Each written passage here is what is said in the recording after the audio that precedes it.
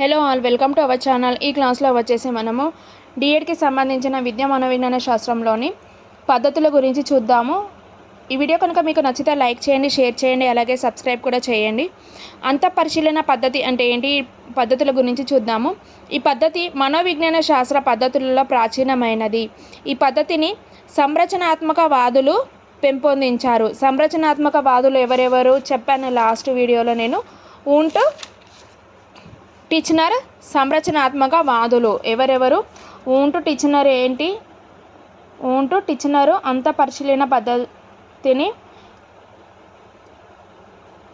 పెంపొందించినారు.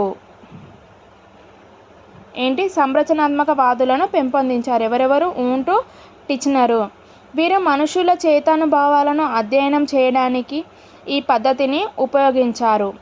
అంతఃపరిశీలన అంటే మన అంతరంగాన్ని మనం పరిశీలించడం లేదా స్వయం పరిశీలన, సెల్ఫ్ పరిశీలన అన్నమాట. అంటే స్వయం, సెల్ఫ్, మన మానసిక స్థితిని మనం తెలుసుకోవడానికి మన మనస్సును మనం పరిశీలించడమే అంతఃపరిశీలన పద్ధతి. ఏంటి? మన మనస్సును మనం పరిశీలించడమే అంతఃపరిశీలన పద్ధతి. ఇది మనోవిజ్ఞాన శాస్త్రంలో మాత్రమే ఉండే ఒక అద్భుతమైన పద్ధతి. ఈ పద్ధతిలో తన ఆలోచనలను, భావాలను, ఉత్సుకతలను పరిశీలించి విశ్లేషించి నివేదిస్తారు. ఇదే అంతఃపరిశీలన పద్ధతి. దీని ఉపయోగాలు ఏంటి చూద్దాము. అధ్యయనం చేయబడే వ్యక్తిని గురించి సమాచారాన్ని అందించడానికి సరైన ప్రాథమిక ఆధారం ఆ వ్యక్తి. నెక్స్ట్, కాబట్టి ఆ వ్యక్తిని గురించి సూటిగా సమాచారాన్ని సేకరించగలిగే ఏకైక పద్ధతి ఏంటి? అంతఃపరిశీలన పద్ధతి. ఈ పద్ధతి తేలికైంది, ఎప్పుడూ అందుబాటులో ఉంటుంది. అధ్యయనానికి కావలసిన ముఖ్య పరికరం ఏంటి? మనస్సు. కాబట్టి ఇది తక్కువ ఖర్చుతో కూడుకుంది. కొన్ని విషయాలు అంటే ఉదాహరణకు కొత్త ప్రదేశంలో దారి తప్పిపోయిన ఒక వ్యక్తి అనుభవించిన భయాందోళనకు గురించి ఈ పద్ధతి ద్వారా మాత్రమే రాబట్టవచ్చు. ఏంటి? అంతఃపరిశీలన పద్ధతి ద్వారా రాబట్టవచ్చు. దీంట్లో ఉన్న పరిమితులు చూడండి. ఈ పద్ధతిని అధ్యయనం చేయబడే వస్తువు, అధ్యయనం చేసే పరికరం రెండు ఒకటే. ఏంటి? అధ్యయనం చేయబడే వస్తువు, అధ్యయనం చేసే పరికరము రెండు ఒకటే.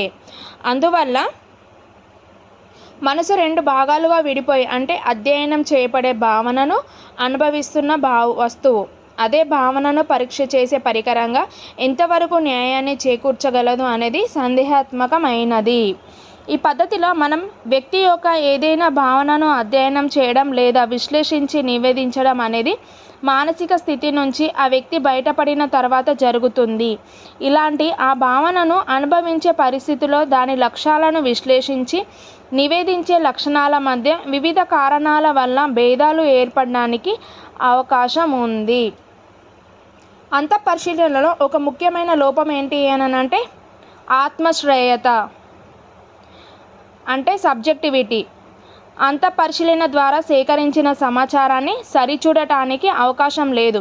ఎందుకంటే అధ్యయనం చేయబడే వ్యక్తి నివేదిక మాత్రమే దానికి ఆధారము. ఏంటి? అంతఃపరిశీలనకు ముఖ్య లోపం ఏంటి? ఆత్మశ్రేయత, అంటే సబ్జెక్టివిటీ. అంటే అంతఃపరిశీలన ద్వారా సేకరించిన సమాచారాన్ని సరిచూడటానికి అవకాశం లేదు. ఎందుకంటే అధ్యయనం చేయబడే వ్యక్తి నివేదిక మాత్రమే దానికి ఆధారము. అంతఃపరిశీలన ద్వారా అచేతన మనసును అధ్యయనం చేయలేము. ఏంటి? అచేతన మనసును అధ్యయనం చేయలేము. అంతఃపరిశీలన వ్యక్తి యొక్క పక్షపాత వైఖరి దత్తాంశాన్ని ప్రతికూలంగా ప్రభావితం చేసే అవకాశం ఉంటుంది. ఏంటి? పక్షపాత వైఖరి దత్తాంశాన్ని ప్రతికూలంగా ప్రభావితం చేసే అవకాశం ఉంటుంది. ఇది అంతఃపరిశీలన పద్ధతి. విజ్ఞాన శాస్త్ర పద్ధతిలో ఫస్ట్ ఏంటిది? అంతఃపరిశీలన పద్ధతి.